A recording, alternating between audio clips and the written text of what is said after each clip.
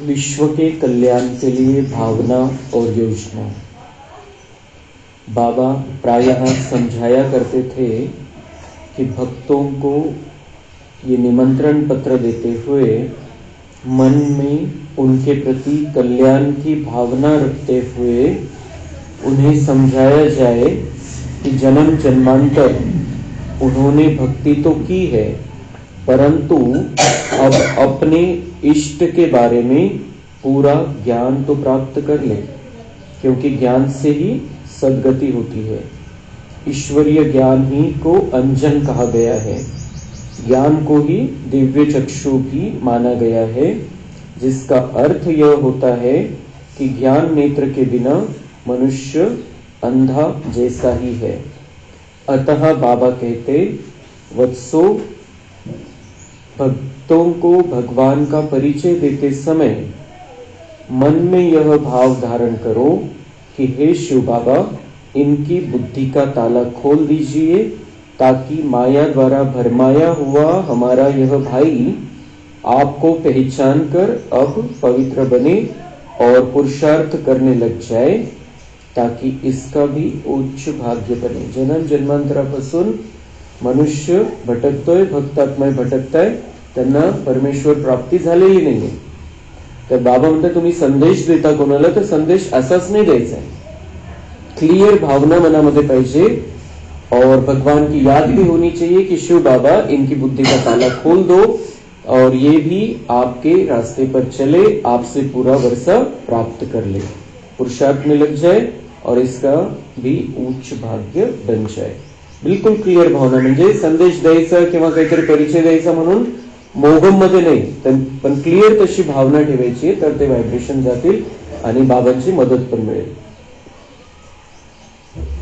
बाबा की ऐसी प्रेरणादायक वाणी जिसमें विश्व के कल्याण के लिए ही योजनाएं थी, सुनकर हम सभी का यह संकल्प दृढ़ होता कि अब हमें दूसरों को भी ईश्वरीय संदेश देना चाहिए। तो बाबा की जो वाणी चलती है, उस वाणी का परिणाम हमारे ऊपर ये होना चाहिए कि अब हम ये ज्ञान रत्न ले रहे हैं, इतना सुंदर अपना भाग्य है कि भगवान की वाणी सुन रहे हैं, तो दूसरों ने भी सुननी चाहिए। ये भावना हमारी होनी चाहिए, इसी हिसाब से उनको परिचय देना है, इस रास्ते पर लेकर आना है। परंतु जब ब्रह्मावत्स जन जन को ईश्वरीय संदेश देने जाते, तो कुछ लोग तो यह संदेश सुनकर ईश्वरीय ज्ञान एवं योग की शिक्षा लेना शुरू कर देते, किंतु बहुत से लोग माया के वशीभूत हो सोए रहते। तब हम बाबा से कहते, प्यारे बाबा, हम तो इनके कल्याण की भावना मन में रखकर इनको प्रभु परिचय देने का पूरा प्रयत्न करते हैं, परंतु बहुत से लोग सुनते ही नहीं। बाबा, हमने तो आपको पहचान लिया है और आपको अपना हाथ भी दिया है, परंतु ये तो विकारों की घोर निद्रा में है। तो हम अभी संदेश देते, अभी तो बहुत से लोगों को ज्यादा समझाने की जरूरत भी नहीं है, उनको ये समझ में आता है कि ये जरूरी है, ये अच्छा कर रहे हैं और ये ज्ञान अच्छा है, ज्ञान में गलत कुछ, पहले बहुत मुश्किल था। जे ज्यावेळेला संदेश घेऊन जायचे तर कोणी त्याला तेवढं महत्व देत नव्हते, आता महत्व देतात, मानतात, पण फक्त त्यांना असं वाटतं की आपल्याकडून होणार नाही, आपल्याला वेळ नहीं। तो हमें उनको ये समझाना है, सिखाना है कि थोड़ा सा समय निकालना है, बाकी दिन भर तो पूरा आपके पास है। तो अभी वो जो पहले प्रॉब्लम होता था कि त्यांना समजत नाहीये, त्यांना लक्षात येत नाहीये, कोणी लक्ष देत नाही, असं नाही। आता त्यांना कळतंय की हा रस्ता चांगला आहे, फक्त आपल्याला आता त्यांना तो पहिला वेळ गेला, आता अंतिम समय, आता त्यांना कसं आपण वेळ काढू शकू, कसं थोडासा वेळ काढायचा हे समजवायचंय आणि त्यांना त्यांच्याकडून कोर्स करून घ्यायचा कमीत कमी। बाबा को ये जब सुनाते थे कि ये तो घोर अज्ञान की निद्रा में माया के वश सोए पड़े हैं, तो बाबा उनको फिर से समझाते, फिर से बाबा हमें बल भरते, ज्ञान के नए नए रत्न देते, हम पुनः लोगों को जाकर ईश्वरीय संदेश देते और कहते कि अब तो प्रभु आ चुके हैं, अब तो पवित्र बनो, अब दुख और विकारों का समय बीत चला है। कई लोग इस कल्याणकारी वाणी को सुनकर माया की नींद छोड़ जाग भी जाते और अपने भाग्य को उच्च बनाने के लिए हमारी तरह दिव्य पुरुषार्थ करना प्रारंभ कर देते। इस प्रकार दिनों दिन ब्रह्मावत्सों की संख्या बढ़ने लगी। बाबा ने जो साहित्य छपवाया था उसे हम लोगों में वितरित कर सेवा में लगे रहते तथा और साहित्य छपवाते रहते। ब्रह्मा कुमारी रुक्मिणी जी ने लिखा है, बाबा जब कभी साहित्य छपवाने के लिए निर्देश देते तब यही कहते कि यह ऊंचे से ऊंचे शिव बाबा के अनमोल महावाक्य है, अन्य लोग इनके मूल्य को नहीं जानते, परंतु आप तो परिचित हो कि बुद्धि रूपी तिजोरी में इन्हें धारण करने से मनुष्य को भविष्य में भी 21 जन्मों के लिए स्वर्ग में अपार खजाना मिलता है। जे तुम्ही छापणारे, जो संदेश देणारे, जे पुस्तक छापणारे, ते बिलकुल दुनियावाल्यांना माहिती नाहीये, तुम्हाला माहिती की हा अनमोल खजाना आहे आणि या ज्ञानाच्या द्वारेच 21 जन्माचं भविष्य बनत असतं। तर ही भावना मनामध्ये ठेवायची, त्याचं महत्व ठेवायचं आणि त्याचं महत्व सगळ्यांना लक्षात आणून द्यायचंय। जो सोने का भारत था आज वह मिट्टी का भारत बन गया है। माया अथवा विकारों ने इस जगत प्रसिद्ध देश की ऐसी हालत कर दी है। आपल्यासारखा श्रेष्ठ देश कोणताच नव्हता आणि आपणच होतो सत्यत्रेतायुगामध्ये, आणि इथलं जे धनसंपदा आहे, सगळं काही चारित्र्य संपन्नता आहे, भारतासारखी कुठंच नाही। ती लेवल होती भारताची, पण आता मायेच्या वशीभूत। तो माया अथवा विकारों ने इस जगत प्रसिद्ध देश की ऐसी हालत कर दी है, तभी तो उस परमपिता को दया आई और वह फिर इसे मोहताज से सिरताज बनाने के लिए इस पतित दुनिया में आए हैं। ब्रह्मा बाबा उनको समझाते थे कि उस भगवान को दया आई इस भारत पर और वो फिर से इस भारत को सिरताज बनाने के लिए आए हैं। तो बाप तो इनकी झोली भरने आए हैं, वह तो दाता ही है, उसने क्या लेना है। परंतु यदि इनको मुफ्त में साहित्य दिया जाए तो वे बेचारे इनका मूल्य ही नहीं मानेंगे और इन्हें मुफ्त लेने की आदत पड़ जाएगी। तर बाबा म्हणते या ज्ञानरत्नांची किंमत नाही लावू शकत, पण पुस्तकं वगैरे कोणाला द्यायचे, हे साहित्य द्यायचे, तर बाबा त्यांना सांगायचे की हे फ्री मध्ये नका देऊ, कारण फुकट, एकतर फुकटची जे फुकट मिळतं त्याची किंमत नाही राहत आणि त्यांना सवय पण लागून जाईल। तर म्हणून जे काही पुस्तकं वगैरे त्याची किंमत घ्यायची, पण कशी घ्यायची, अथा ऐसा मतलब वो दोष लेने के बजाय कि वो एक तो महत्व नहीं मानेंगे उसका, फुकट मिळतंय तर, आणि फुकट मिळतं ज्याची किंमत देऊन घेतलेली त्याचं खूप व्यवस्थित ठेवतात। पुस्तक समजा 100 रुपयाचं पुस्तक घेतलेलं असेल कोणतंही दुनियेमध्ये पण ते व्यवस्थित ठेवतील, पण कोणी फुकट वाटलेलं असेल तर त्याची किंमत नसते। तर म्हणून बाबा समजायचे की हे फ्री मध्ये नाही द्यायचंय, संदेश द्यायचा आहे आपण फ्री मध्ये, कोर्स फ्री मध्येच करतो आपण, पण जे पुस्तकं वगैरे द्यायचे, जे ज्ञानाचं साहित्य आहे, तर बाबा म्हणतात की ते फुकटचं ते त्याचं व्हॅल्यू ठेवणार नाही आणि फुकटची सवय लागेल फुकट घेण्याची, म्हणून फुकट नाही द्यायचंय। तो क्या करो, अथा ऐसा दोष लेने के बजाय इनसे उतना ही लिया जाए जितना की पुस्तक पर खर्च आया है अथवा जितना किसी का सामर्थ्य हो। पुस्तकावर जे छपाईला खर्च आलेला आहे, म्हणून आपल्याच्या तिथं जे साहित्य मिळतं मधुबनमध्ये त्याची किंमत कशी असते, छपाईला जो खर्च लागलेला आहे, नफा कमवायचा उद्देश नाहीये। आणि बाकीच्या ज्या संस्था आहेत त्यांची पुस्तकं असतात वेगवेगळ्या प्रकारे, त्यांना जर 50 खर्च आला असेल तर 200 रुपये किंमत असते पुस्तकाची। आणि इथले आपण साहित्य जर बघितलं, तिथं जे साहित्य विक्री केलं जातं, जे पुस्तकं दिले जातात, त्याची फक्त छपाईची किंमत घेतली जाते। तर बाबांचं पहिल्यापासून ही श्रीमत आहे की जो खर्च आलेला आहे तो घ्यायचा आहे, आणि नसेल कोणाकडे खर्च तेवढं पुस्तकाची किंमत देणे इतकं त्याचं सामर्थ्य नसेल, त्याची जितकी कॅपॅसिटी तितकी घ्या, पण फ्री मध्ये नाही द्यायचं। बाबा यह भी समझाते थे कि शिव बाबा के वचन अनमोल है। ज्ञान का एक वचन एक रत्न से भी ज्यादा कीमती है। सांसारिक रत्न तो एक जन्म तक मनुष्य के पास रह सकते हैं और उनसे सभी प्रकार के सुख भी नहीं मिलते, परंतु ज्ञान को तो अविनाशी रत्न कहा जाता है, क्योंकि ज्ञान द्वारा जन्म जन्मांतर के लिए संपूर्ण स्वर्गिक सुखों की प्राप्ति होती है और वहां न अकाल मृत्यु होती है, न ही बुढ़ापा या रोग ही मनुष्य को दुखी करते हैं। तर हे जे ज्ञानरत्न आहे, हे ज्ञानरत्न अविनाशी आहे, हे सोबत चालणार आहे, याचं भाग्य बनून आपल्या सोबत चालणार आहे। आणि ते जे दुनियेमध्ये किती रत्न जमा केले तर एक जन्मामध्ये सुद्धा पूर्ण सुख देत नाही। आपण बघतो किती पैशावाले आणि किती सोनं चांदी हिरे माणिक मोती सगळं काही आहे, पण त्यांना सुख नहीं है। और बाबा जो हमें अविनाशी ज्ञान रत्न देते हैं, उससे हम जो अपना भाग्य बनाते हैं, अपनी रिकॉर्डिंग करते हैं, वो अपने साथ में चलता है। तो इतकं महत्व द्यायचं या ज्ञानाला। फिर दिल्ली में विश्व धर्म सम्मेलन हुआ था। नवंबर 1957 में एक विश्व धर्म सम्मेलन दिल्ली में लाल किले में हुआ था।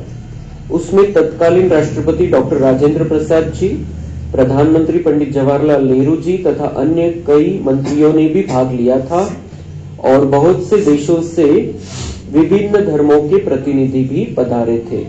उसमें अपन का संदेश दिला तिथं मग यह बताया गया कि यद्यपि आज भारत को राजनीतिक तौर पर तो स्वराज्य प्राप्त हुआ है, तथापि यहाँ सुख का साम्राज्य नहीं है, क्योंकि देशवासी काम क्रोध आदि विकारों के वशीभूत है। देश के नेताओं ने धरना अनशन तथा असहयोग आंदोलनों द्वारा जो स्वराज्य प्राप्त किया है वह मृग तृष्णा के समान है। उससे संपूर्ण सुख की कामना करना व्यर्थ है। अतः स्वराज्य के लिए बापू गांधी जी का जो स्वप्न था वह पूरा नहीं हो सकता। अब विश्व का बापू परमात्मा शिव तथा प्रजापिता ब्रह्मा भारत को पुनः सतयुगी पावन एवं सुख शांति संपन्न स्वर्णिम भारत बनाने के लिए सहज ईश्वरीय ज्ञान तथा सहज राजयोग की शिक्षा दे रहे हैं।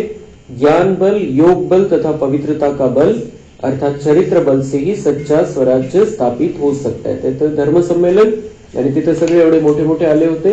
तिथं हा क्लिअर संदेश दिला। भारताच्या स्वातंत्र्य प्राप्तीनंतर 10 वर्षानंतर हे संमेलन होतं। तर स्वराज्याच्या प्राप्तीसाठी बरीच मेहनत झाली। स्वराज्य प्राप्त झालं म्हणजे इंग्रज इथून गेले, पण इथं ती सुख प्राप्त नाही झालेलं आहे। हे क्लिअर कट त्यांना सांगितलं। आणि कसं प्राप्त होईल? परमपिता परमात्मा शिव इस धरती पर आए हैं और अब ज्ञान बल, योग बल, पवित्रता के बल, चरित्र बल से ही इस भारत में सच्चे अर्थों में स्वराज्य स्थापित हो सकता है। हे त्यांना त्यावेळेला क्लिअर संदेश दिला गेला। जीवन को निर्विकार बनाने तथा उसके लिए ईश्वरीय ज्ञान तथा सहज राजयोग की शिक्षा प्राप्त करने पर ही बल दिया था और परमपिता परमात्मा शिव के अवतरण का शुभ संदेश सभी को दिया। स्पष्ट शब्दों में बताया गया था कि अब विश्व के बापू परमपिता परमात्मा शिव फिर से प्रजापिता ब्रह्मा द्वारा भारत में सच्चे स्वराज्य की स्थापना का कार्य कर रहे हैं। आप भी समय निकालकर इस सत्यता को जानो। मोठा संदेश मोठ्या प्रोग्राम मध्ये दिला गेला। मग इन्हीं दिनों राजनीतिक नेताओं, समाज सेवियों तथा न्यायाधीशों को भी सम्मेलन हो रहे थे। उनके लिए उपयुक्त साहित्य छपवाकर उन्हें भी दिया गया था। उन विशिष्ट व्यक्तियों ने उस साहित्य को बहुत पसंद किया था। इसके बारे में हम अधिक उल्लेख पुस्तक के दूसरे भाग में करेंगे। आगे के वर्षों में क्या क्या हुआ है इसका उल्लेख हम इस जीवन कहानी के भाग 2 में करेंगे। इस अंक में सन 1957 तक का संक्षिप्त इतिहास आहे। आपण जो आता हे पुस्तक बघितलं 1957 पर्यंतचे त्याच्यामध्ये ब्रह्माबाबांची कहाणी आणि सेवेबद्दल सांगितलेलं आहे। पुढच्या पुस्तकामध्ये 1957च्या पुढचा आणि खूप सुंदर त्याच्यामध्ये अनुभव आहे वेगवेगळे। इस भाग में पिताश्री जी की जीवन कहानी लिखी गई है। उसके पीछे अभिप्राय यही है कि इसे पढ़कर नर नारी वर्तमान समय को पहचाने और भारत में चल रहे परमपिता परमात्मा के कर्तव्यों को जानकर उन द्वारा अपना कल्याण करें, ताकि उन्हें बाद में ऐसा न कहना पड़े कि हे प्रभु, आप साधारण तन में आए, आपने हमें निमंत्रण भी दिया, आपने दिव्य कर्तव्य भी किए और साकार देह को छोड़कर अव्यक्त रूप द्वारा भी कल्याण का कार्य किया, परंतु हम आपको न पहचान सके। अहो प्रभु, आपकी लीला अपरंपार है। प्रभु अपने गोप गोपियों के साथ अलौकिक चरित्र भी किए। आपने शिव शक्तियों को आत्मिक शक्ति भी दी। उन गोप गोपियों और शक्तियों ने हमें जगाने के लिए कोटि कोटि प्रयत्न भी किए, परंतु हम फिर भी न जागे। तर बाबा म्हणतात ही कहाणी आणि या कहाणीमधले काही भाग आपण दुसऱ्यांना पण सांगायचे, दुसऱ्यांना पण हे समजलं पाहिजे की परमात्मा येऊन इथं कसं कार्य करतोय। तर ही कहाणी आपण आहे ती आपल्यासाठी तर आहे, पण ही दुसऱ्यांना पण यातले काही जे मेन प्रसंग आहे ते आपण दुसऱ्यांना सांगू शकतो। म्हणजे परमेश्वर कार्य कसं करतोय, कर्तव्य कसं चाललेलं आहे हे त्यांनी पुन्हा म्हणायला नको की आम्हाला हे तर नाही कळालं, तुम्ही संदेश दिला या कोर्स करा, मुरली ऐका, पण तुम्ही हे नाही सांगितलं की परमेश्वराचं कार्य कसं चाललं, कसं स्टार्ट झालं, कसा त्रास सहन करावा लागला, कशा प्रकारचा संदेश दिला गेला, कसं वरच्या लेवल पासून खालच्या लेवल पर्यंत संदेश दिला गेला आणि आज हे कार्य कसं विस्तारत चाललेलं आहे। तर ही कहाणी तर आपण दुसऱ्यांना पण सांगायला पाहिजे आणि त्यासाठीच हे पुस्तक बनलेलं आहे। तो बाबा की अद्भुत जीवन कहानी का अथवा प्रजापिता ब्रह्मा कुमारी ईश्वरीय विश्वविद्यालय का इतिहास का यह तो पहला भाग हमने प्रकाशित किया। इससे आगे का भाग बहुत ही महत्वपूर्ण इतिहास आप दूसरे भाग में पढ़ेंगे। संजय, ये जगदीश भाईने लिहिलेलं आहे, त्यांना बाबा संजय पण म्हणायचे। अच्छा, ओम शांती।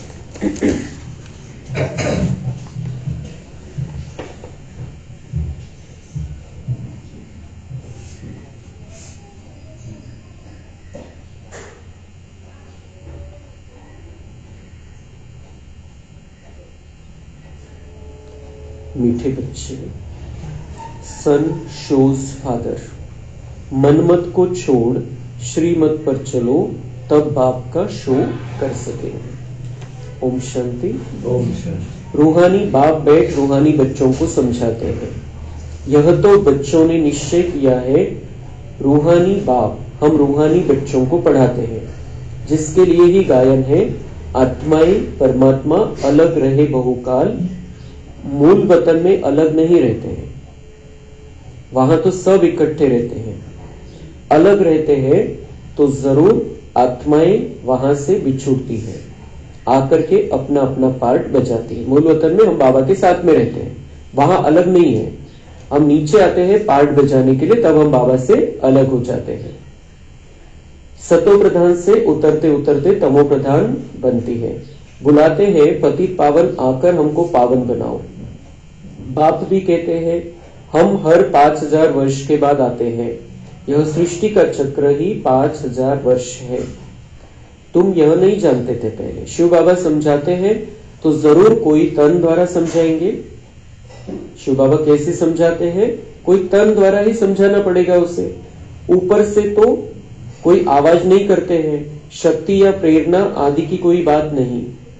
तुम आत्मा शरीर में आकर वार्तालाप करती हो। वैसे बाप भी कहते हैं मैं भी शरीर द्वारा डायरेक्शन देता हूं। तो भगवान पढ़ाता है और भगवान जैसे हम इस शरीर में आकर वार्तालाप करते हैं, बातचीत करते हैं, एक दूसरे के कांटेक्ट में आते हैं, एक दूसरे को बता सकते हैं, संदेश दे सकते हैं, सुना सकते हैं, बातचीत करते हैं, बोलते हैं, देखते हैं, सुनते हैं शरीर में आकर। वैसे ही भगवान भी शरीर में आकर ही वो सारा कार्य करता है, हमें ज्ञान देने का, हमें समझाने का, हमें अनुभव देने का। भगवान उस शरीर में आकर हमें समझाता है। और आज बाबा मिलन है तो बाबा फिर से हमें याद दिला रहे हैं कि मैं ऊपर से कुछ नहीं करता हूं, मैं नीचे आता हूं। और नीचे आज फिर से आएगा बाबा और हमें ज्ञान गुण शक्तियों से, वरदानों से भरपूर करेगा। तो बाप भी कहते हैं मैं भी शरीर द्वारा डायरेक्शन देता हूं, फिर उस पर जो जितना चलते हैं अपना ही कल्याण करते हैं। मैं आता हूं बातें करने के लिए या बातें बनाने के लिए नहीं आता हूं। बाबा बोलता है मैं आता हूं इस शरीर के द्वारा आपसे वार्तालाप करता हूं, फिर जो जितना उस पर चलेगा उतना उसका कल्याण है। तो फिर उस पर जो जितना चलते हैं अपना ही कल्याण करते हैं। श्रीमत पर चले या न चले, टीचर का सुने या न सुने, अपने लिए ही कल्याण या अकल्याण करते हैं. फायदा नुकसान कोणाचं आहे? आपलंच आहे. बाबा सांगताय तसं केलं तर कल्याण, नाही चाललो अपन तसं तर अकल्याण. नहीं पढ़ेंगे तो जरूर फेल होंगे. भगवान कह रहा है, भगवान टीचर के रूप में कह रहा है, अगर नहीं पढ़ेंगे, मैं जो सिखाता हूं उस पर नहीं चलेंगे, मेरे श्रीमत पर नहीं चलेंगे तो फेल होंगे. यह भी समझते रहते हैं, शिव बाबा से सीखकर फिर औरों को सिखलाना है. फादर शोज सन. जिस्मानी फादर की बात नहीं, यह है रूहानी बाप. यह भी तुम समझते हो, जितना हम श्रीमत पर चलेंगे उतना वर्षा पाएंगे. पूरा चलने वाले ऊंच पद पाएंगे, नहीं चलने वाले ऊंच पद नहीं पाएंगे. तो बाबा की श्रीमत पर चलकर, बाबा से सीखकर हमें बाबा का शो करना है. फादर शोज सन. बाबा हमारे द्वारा प्रत्यक्ष होगा. बाबा किसी को ऐसे दिखाई नहीं देगा, पण आपली चालचलन, व्यवहार, आपल्यामध्ये आलेलं परिवर्तन, आपली स्थिती, आपली अवस्था याच्याद्वारेच बाबा प्रत्यक्ष होणार आहे सगळ्यांच्या समोर. तर त्यासाठी आपण संपूर्ण रीतीने श्रीमतवर चालायचं. त्याचा फायदा काय की संपूर्ण वर्षा प्राप्त होईल, संपूर्ण भाग्य प्राप्त होईल.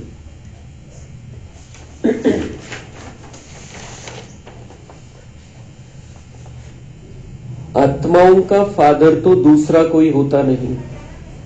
बाबा म्हणता मेरे सिवाय आत्माओं का कोई दूसरा पिता नहीं है. मैं एक ही हूं जो सभी आत्माओं का पिता हूं. यह प्रजापिता ब्रह्मा भी कहते हैं, निराकार फादर को याद करना है. यह कॉर्पोरियल फादर हो जाता है. निराकार पिता है परमात्मा, इनकॉर्पोरियल फादर मतलब निराकार आत्माओं का निराकार पिता, और प्रजापिता ब्रह्मा साकार, साकार पिता अलौकिक. समझाया तो बहुत जाता है, कई पूरा न समझकर उल्टा रास्ता लेकर जंगल में जाकर पड़ते हैं. बाप तो रास्ता बताते हैं स्वर्ग में जाने का, फिर भी जंगल तरफ चले जाते हैं. बाप समझाते हैं, तुमको जंगल तरफ ले जाने वाला है रावण. तुम माया से हार खाते हो, रास्ता भूल जाते हो, तो फिर उस जंगल के कांटे बन जाते हो. वह फिर स्वर्ग में देरी से आएंगे. यहां तुम आए ही हो स्वर्ग में जाने का पुरुषार्थ करने.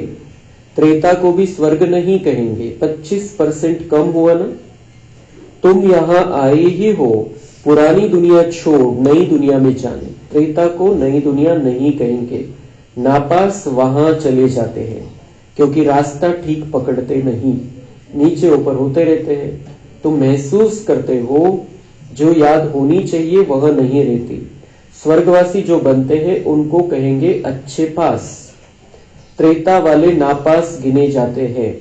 तुम नरकवासी से स्वर्गवासी बनते हो, नहीं तो फिर नापास कहा जाता है. उस पढ़ाई में तो फिर दोबारा पढ़ते हैं. इसमें दूसरा वर्ष पढ़ने की तो बात नहीं. जन्म जन्मांतर कल्प कल्पांतर वही इम्तिहान पास करते हैं जो कल्प पहले किया है. इस ड्रामा के राज को अच्छी रीति समझना चाहिए.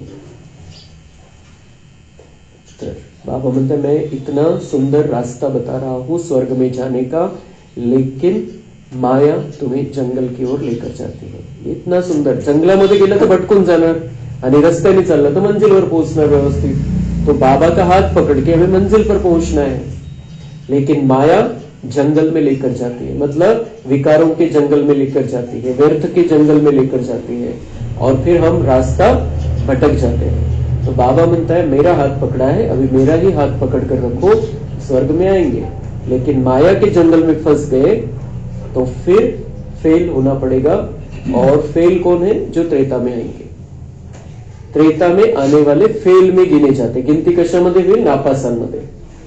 तर 31 कोटी बाबांचे बच्चे नापास होणार आहे. 2 कोटी जे सतयुगामध्ये येतील, जे सतयुग बघतील ते पास. आणि पास मध्ये पण आपल्याला पास विथ ऑनर व्हायचंय. ते तर जे पास विथ ऑनर है ते बाबांनी सांगितलं 8 ही पास विथ ऑनर होते हैं इसमें.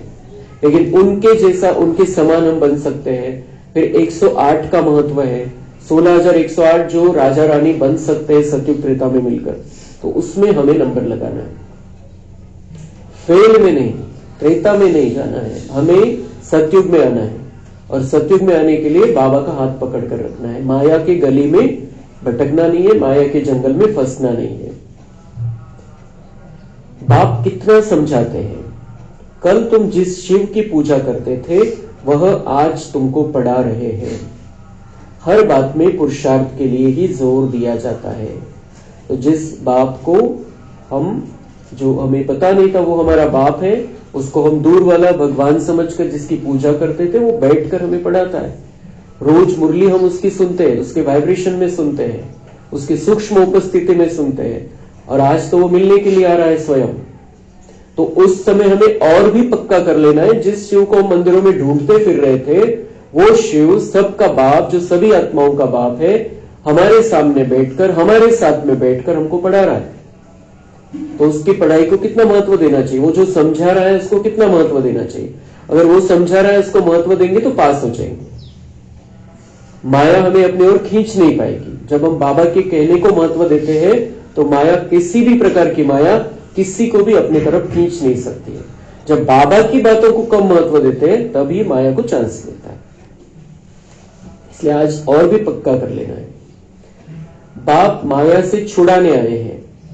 बच्चे कहते हैं माया बड़ी दुष्टर है, अपनी तरफ बहुत खींच लेती है। माया जैसे चुंबक है, इस समय चुंबक का रूप धरती है। कितनी खूबसूरती दुनिया में बढ़ गई है। पहले यह बायोस्कोप आदि थोड़ी थे, यह सब 100 वर्ष में निकले हैं। बाबा तो अनुभवी है ना, तो बच्चों को इस ड्रामा के गुह्य राज को अच्छी रीति समझना चाहिए। हर एक बात एक्यूरेट नूंदी हुई है। 100 वर्ष में यह जैसे बहिष्ठ बन गया है ऑपोजिशन के लिए, तो समझा जाता है अब स्वर्ग और ही जल्दी होना है। साइंस भी बहुत काम में आती है। यह तो बहुत सुख देने वाली भी है ना, वह सुख स्थायी हो जाए उसके लिए इस पुरानी दुनिया का विनाश भी होना है। सतयुग के सुख है ही भारत के भाग्य में। वह तो आते ही बाद में है, जब भक्ति मार्ग शुरू होता है, जब भारतवासी गिरते हैं तब दूसरे धर्मों वाले नंबरवार आते हैं। भारत गिरते गिरते एकदम पट पर आ जाता है, फिर चढ़ना है। यहां भी चढ़ते हैं फिर गिरते हैं। कितना गिरते हैं बात मत पूछो। तो बाबा म्हणता है कि भारत के भाग्य में स्वर्ग है, भारतवासियों के भाग्य में स्वर्ग है, लेकिन आज हालत क्या हो गई है भारत की, कितना नीचे गिरा है। जर आपण बातम्या बघितल्या, कुठे कुठे काय काय चाललेलं ते जर बघितलं, किती खराब हालत है भारताची। और इसी भारत के भाग्य में स्वर्ग है, और इसी भारत में बाबा आया है, और इसी भारत में हमारा जन्म हुआ है, इसी भारत में हम बाबा के साथ में रह रहे हैं अभी संगम युग में। तो हमें अपना भाग्य बना लेना है। माया चुंबक का रूप ले लेती है। अभी बाबा बताता है कि माया भी चुंबक है, वो भी अपनी तरफ खींचती है।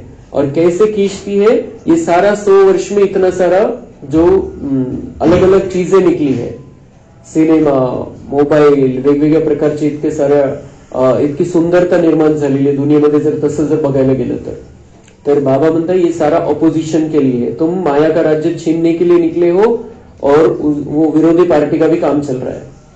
माया विरोधी पक्ष है आणि ते पण आपलं काम सोडत नाही, तो वो भी खूबसूरत खूबसूरत चीजें बनाते हैं। सायन्स वाले भी उसमें मदत करते हैं। तर पण कोणाला खींचते ती माया, जे बाबांच्या श्रीमतवर नाहीये, ज्यांना बाबा कळालेला नाहीये। जो सच्चे हैं, जो श्रीमत पर चलते हैं, उनके लिए माया चुंबक नहीं है।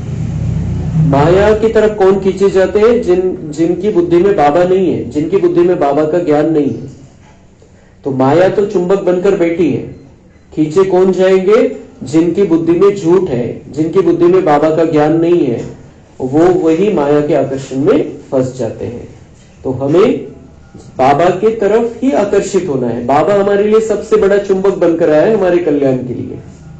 तो हमें अपने ऊपर जो माया का गंज चढ़ा हुआ है उसको निकालने के लिए बाबा से प्यार से कनेक्ट होते रहना है। तो फिर माया चुंबक हमारे लिए कुछ तकलीफ का काम नहीं करेगा। और दूसरी बात, साइंस भी बहुत काम में आती है। साइंस हमारे काम में बहुत आती है। ये अभी दुख के लिए भी है, सुख के लिए भी है। सायन्स विज्ञानाने साधनं निर्माण केलेली आहे, त्याच्यामधून सुख पण आहे आणि तितकंच दुःख पण आहे। पण हे सुख जे विज्ञान देऊ शकतं ते सुख अविनाशी होण्यासाठी बाबा म्हणता है नई दुनिया का निर्माण हो रहा है। उस नई दुनिया में यही विज्ञान तुम्हें सुख देगा। यहाँ का विज्ञान दुख भी देता है, सुख भी देता है। तो हमें उसका उपयोग करना है, विज्ञान के साधनों का उपयोग करना है अपना भाग्य बनाने के लिए. हम आपल्याला त्याचा दुरुपयोग नाही करायचा आहे, गैरवापर नाही करायचा आहे, चांगला उपयोग करायचा विज्ञानाच्या साधनांचा. त्याच्याद्वारे आपले कल्याण करायचंय, अनेकांचं कल्याण करायचंय आणि पुढे चालून सत्युगामध्ये जे विज्ञान राहणार आहे आणि जे विज्ञानाचं जे काही साहित्य बनवणारे जे आहेत त्यांची बुद्धी पण आता दिव्य बनत जाईल आणि असे जे आत्मे स्वच्छ दिव्य बुद्धि वाले विज्ञान वाले ते पण आपल्याला तिथे येऊन मदत करतील. तो इसलिए साइंस में फंसना नहीं है, साधनों में फंसना नहीं है, साधन का यूज करना है और अपना पुरुषार्थ बढ़ाना है. कोई तो मानते ही नहीं कि बाबा हमको पढ़ाते हैं, कोई तो मानते ही नहीं. किसको कह रहा है बाबा? दुनिया वालों को तो पता ही नहीं है, उनको तो बाबा भी पता नहीं और बाबा की पढ़ाई भी पता नहीं. हे महावाक्य कोणासाठी असेल? कोई तो मानते ही नहीं कि बाबा हमको पढ़ाते हैं.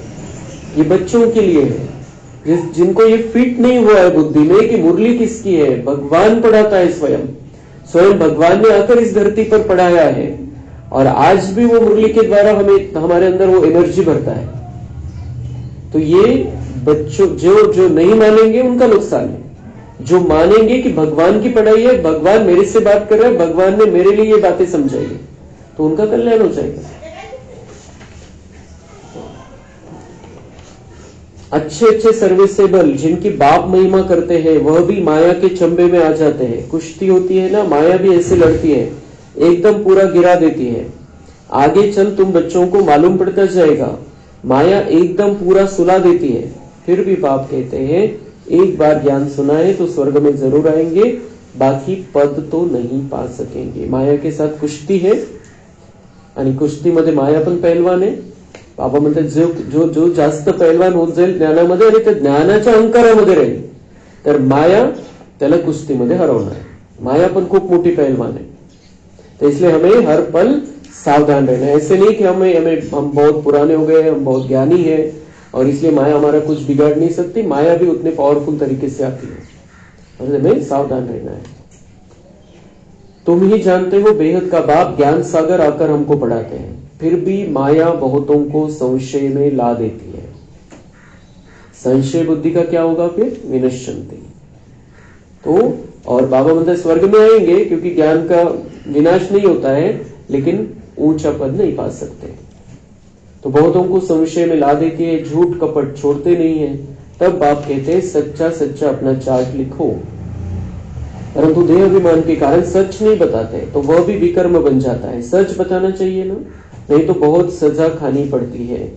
तो सच्चे दिल पर साहब राजी. बाबा को सच सच सब अपना बताना है तो फिर हमारे विकर्म बढ़ेंगे नहीं और जो संस्कार है वो भी खत्म करने के लिए बाबा हमारे अंदर ताकत भरेगा. तो सच्चाई से रहना है बाबा के साथ में और हमारे अंदर कोई झूठ कपट नहीं होना चाहिए. बाप देखते हैं यह इतना मीठे मीठे मुलायम नहीं बनते हैं.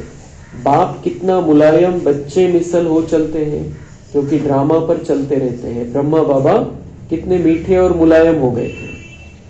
उनकी अगर भाषा, उनके शब्द, उनकी वाणी अगर सुने तो ऐसा लगेगा कि ये कोई इतनी बड़ी अथॉरिटी थोड़ी है. भगवान को भोलानाथ कहा गया है भक्ति मार्ग में, भोलानाथ. तो शिव बाबा का तो स्वरूप किसी ने देखा नहीं वैसे डायरेक्ट, तो भोलानाथ किस आधार से कहा? क्योंकि ब्रह्मा बाबा जो साकार तन, साकार माध्यम शिव बाबा का था और बाद में दादी गुलजार भी यहाँ पर रहते थे, बिल्कुल भोले भोले बच्चे की तरह. क्यों? जानता तो वही सब कुछ है, उसको ही पता है क्या है. तो वो भोलेनाथ बनकर रहे, भोले बनकर रहे. तो ऐसे ऐसे हमें भी भोला बनकर रहना है.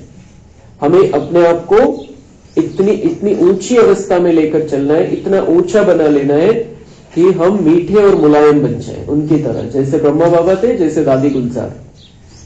मीठा मीठा और मुलायम बनना है. म्हणजे बिलकुल आपल्यामध्ये कोणताही कडवटपणा, खारटपणा, तिखटपणा नसला पाहिजे आणि कडकपणा नसला पाहिजे. मीठा और मुलायम. पहिल्यांदा बाबांनी हा शब्द वापरलेला आहे. मुलायम भी बनना है, मीठा और नरम. बाप कितना मुलायम बच्चे मिसल हो चलते हैं क्योंकि ड्रामा पर चलते रहते हैं. वो इतना मीठा और मुलायम क्यों बन गए थे ब्रह्मा बाबा? क्योंकि ड्रामा पर चलते हैं. हम ड्रामा को नहीं मानते हैं, ड्रामा बुद्धि में नहीं रहता है, इसलिए हम कड़क हो जाते हैं, इसलिए हम मीठे नहीं बनते, क्योंकि हम सामने वाले के पार्ट को देखते हैं। और ये मीठा और मुलायम क्यों रहते थे? क्योंकि ड्रामा पर चलते हैं, उन्हें पता है ड्रामा में यही है, उससे ज्यादा कुछ नहीं हो सकता, उससे कम कुछ नहीं हो सकता है, जो ड्रामा में हो रहा है।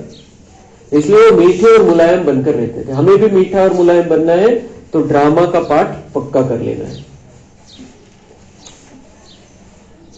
कहेंगे जो हुआ ड्रामा की भावी, समझाते भी हैं कि आगे फिर ऐसा न हो। जो हुआ ड्रामा की भावी, फिर अगर हम बाबा को सच बताते हैं तो बाबा कहेंगे कि इसलिए वो मीठा और मुलायम बनकर रहा, क्योंकि बाबा समझाते हैं, हम वैसा चलते नहीं, फिर भी बाबा मीठा और मुलायम स्थिती में आहे. इतक्या वर्षापासून बाबांचं कार्य चाललेलं आहे. बाबांचे स्वभाव कधीच कडक झाला नाही. बाबांचे शब्द कधीच असे एकदम स्ट्रिक्ट किंवा काहीतरी चेहरा एकदम चिडका झालेला आहे, मग बाबा सांगतो इतकं समजत नाहीये तुम्हाला, अशा पद्धतीने कधीच बोलत नाही बाबा. क्यों? वो मीठा और मुलायम स्थिति में रहता है. ब्रह्मा बाबा भी और शिव बाबा भी, उनका भी जब पाठ देखते हैं मीठा और मुलायम ही है. उनमें इतनी ताकत है कि एक सेकंड में पूरा बदल सकते हैं, और इतने 80-85 वर्षों से वो बच्चों के लिए पुरुषार्थ कर रहे हैं, खुद पुरुषार्थ कर रहे हैं कि बच्चे बदल जाए. तो वो क्यों उस स्थिति में रह सकते हैं? क्योंकि वो जानते हैं ये ड्रामा ऐसा ही बना हुआ है. बिल्कुल पक्का ॲक्युरेट आहे त्यांना. आणि दुसरं, मग आपण जेव्हा बाबांना खरं बोलतो, जो हुआ ड्रामा की भावी, अब आगे के लिए ऐसा न हो, ऐसा बाबा समझाते हैं. बाप रक्षा जरूर करते हैं, जैसे बच्चों की रक्षा बाप करते हैं. जितना सच्चाई पर चलते हैं तो उतनी रक्षा होती है, झूठे की रक्षा नहीं होती. भगवान के महावाक्य है, झूठे की रक्षा मैं क्यों करूंगा? मैं रक्षा करूंगा अपने बच्चों की, लेकिन जो सच्चा है मेरे से उसकी रक्षा मैं करूंगा. तो झूठे की रक्षा नहीं होती, उनकी तो फिर सजा कायम हो जाती है. उनकी सजा फिक्स हो जाती है, जो झूठे हैं, जो बाबा के कहने पर नहीं चलते. इसलिए बाप समझाते हैं, माया तो एकदम नाक से पकड़कर खत्म कर देती है. बच्चे खुद फील करते हैं माया खा लेती है तो फिर पढ़ाई छोड़ देते हैं. बाप कहते हैं पढ़ाई जरूर पढ़ो. माया जिनको खा लेती है, माया का असर हो जाता है तो पढ़ाई छोड़ देते हैं. तो भगवान ये चाहता है कि मेरे बच्चे पढ़ते रहे, क्योंकि पढ़ाई से ही कल्याण होना है. माया बड़ी दुष्टर है. समझा जाता है उनकी तकदीर में इतना ऊंच पद नहीं है. माया बड़ी दुष्टर है. माया का ही प्रभाव है. बाबा म्हणते हैं ऑपोजिशन वाले बहुत पावरफुल हो गए. अब यहां पर तो हम देखते हैं भारत में ऑपोजिशन वाले कमजोर हो गए हैं, महाराष्ट्र में कमजोर हो गए हैं. लेकिन यहाँ पर जो माया का राज्य है उसमें बाबा बार बार समझाते हैं, तो विरोधी पार्टी है आणि ती खूप मजबूत है, तुम्ही सावधान रहा. तो बाबा म्हणता है कि ऊंच पद नहीं है तो सर्जन से छिपाते हैं. छिपाने से बीमारी छूटेगी नहीं, जितना छिपाएंगे उतना गिरते ही रहेंगे. तो बाबा से बिल्कुल सच्चा बनकर रहना है. जो भी कुछ हमारे अंदर कमी कमजोरी है बाबा को बताना है. बाबा सबसे बड़ा सर्जन है, वो इस बीमारी को दूर कर देगा, दूर करने के लिए प्रेरणाएं देगा, शक्ति भरेगा हमारे अंदर, सावधान करता रहेगा. अच्छा, मीठे मीठे सिके लदे बच्चों प्रति माता पिता बाप दादा का याद, प्यार और गुड मॉर्निंग. रूहानी बाप की रूहानी बच्चों को नमस्ते. हम रूहानी बच्चों की रूहानी बाप दादा को याद, प्यार, गुड मॉर्निंग, नमस्ते. वहां बाबा वहां, शुक्रिया बाबा शुक्रिया. वरदान है, एक बाप के लव में लवलीन रहो. लवलीन होकर मंजिल पर पहुंचने वाले सर्व आकर्षण मुक्त भव. बाप दादा बच्चों को अपने स्नेह और सहयोग की गोदी में बिठाकर मंजिल पर ले जा रहे हैं. स्नेह और सहयोग की गोदी में बिठाकर बाबा मंजिल पर ले जा रहे. बाबा इसी भावना से आया है कि बच्चे मेरी गोदी में बैठ कर रहे. म्हणजे चालायची सुद्धा आवश्यकता नाही. बाबावरती प्रेम इतकं पाहिजे आणि नातं इतकं जवळचं पाहिजे की बाबा आपल्याला गोदीमध्ये बसवून घेऊन जाईल. जे छोटा बच्चा असतो, छोटं बाळ असतं, त्याला काहीच मेहनत नाही चालायची, त्याला घेऊन जातात, कुठे घेऊन जायचं त्या कडेवर गोदीमध्ये बसवून. और कितना प्यार से लेकर जाते हैं। तो बाबा भी ऐसे ही हमसे चाहता है कि हम भी बहुत छोटे से मीठे से बच्चे बनकर रहे, बाबा हमें गोदी में बिठाकर अपनी मंजिल पर पहुंचा देगा। वो यही चाहता है कि हम उसकी गोदी छोड़कर कहीं भागकर नहीं जाए, नहीं तो गिर जाएंगे, माया पकड़ लेगी, जंगल में फंस जाएंगे। यह मार्ग मेहनत का नहीं है, लेकिन जब हाईवे के बजाय गलियों में चले जाते हो या मंजिल के निशाने से और आगे बढ़ जाते हो तो लौटने की मेहनत करनी पड़ती है। बाबा म्हणतात रस्ता चुकून जाईल, हुकून जाईल, तुम्ही माझ्या गोदीवरून खाली उतरू नका। माया की गलियां है, माया का जंगल है और तुम उधर फंस जाएंगे, फिर भटक जाएंगे रास्ता। जसं एखाद्याला रस्ता नाही कळाला, गाडी रस्त्यावरती चालताय, रस्ता नाही कळाला तर गाडी कधी कधी खूप पुढे चालली जाते आणि आपल्याला ज्या रस्त्याने वळायचं असतं त्याने न वळता पुढे निघून जातं, तर पुन्हा मागे यायची मेहनत करावी लागते। तो ऐसे ही माया की गलियों में, जंगल में भटक जाएंगे तो हम रास्ते से दूर हो जाएंगे। फिर पीछे आने के लिए और उसी रास्ते पर, उस टर्न पर आने के लिए जहां से हमें सतयुग में पहुंचना है, उस पर आने के लिए और मेहनत करनी पड़ेगी। तो इसलिए बाबा के साथ में रहना है, बाबा की गोदी में ही बैठ कर रहना है। मेहनत से बचने का साधन है एक की मोहब्बत में रहो, एक बाप के लव में लीन होकर हर कार्य करो तो और कुछ दिखाई नहीं देगा, सर्व आकर्षणों से मुक्त हो जाएंगे। भले ही माया ने स्वर्ग बना दिया है, वो उल्टा स्वर्ग बनाया है जिसमें अविनाशी सुख नहीं है, दुख है इसमें और अल्पकाल का सुख है। तो ऐसे स्वर्ग के आकर्षण से कौन बच जाएगा? जो बाबा के प्यार में लीन होकर हर कार्य करेंगे, हर सेवा करेंगे, सेवा समझकर सब कुछ करेंगे। तो सर्व आकर्षणों से मुक्त, हम किसी भी आकर्षण में फंसेंगे नहीं। जैसे सीता एक उस आकर्षण में फंस गई और फिर रावण ने उसका अपहरण कर लिया।